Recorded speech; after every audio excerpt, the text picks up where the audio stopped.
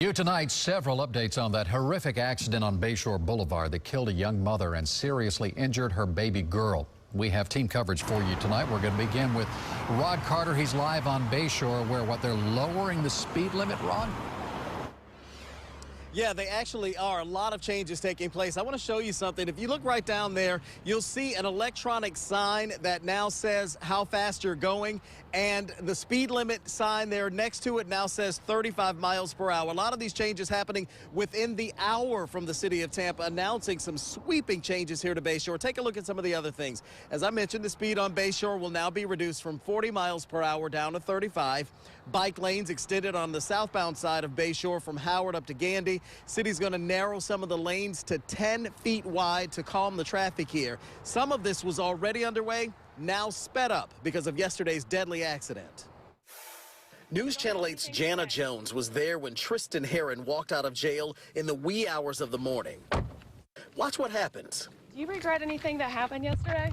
A relative shoved her microphone away and whisked Heyrin to the car. Tristan, along with his brother Cameron Heyrin and 17-year-old John Barano, all charged with racing and 2 with vehicular homicide. I stopped by John Barano's South Tampa home and by Cameron and Tristan Heyrin's home as well. No one answered at either door.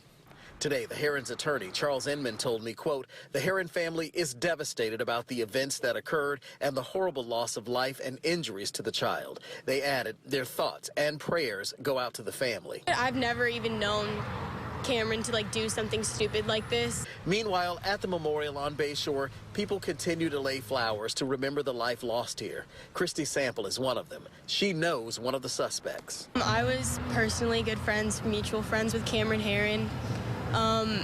Kids these days, being in high school, they just make the stupidest decisions and nobody thinks. They're just like, oh, we're going to do this because we think it's cool.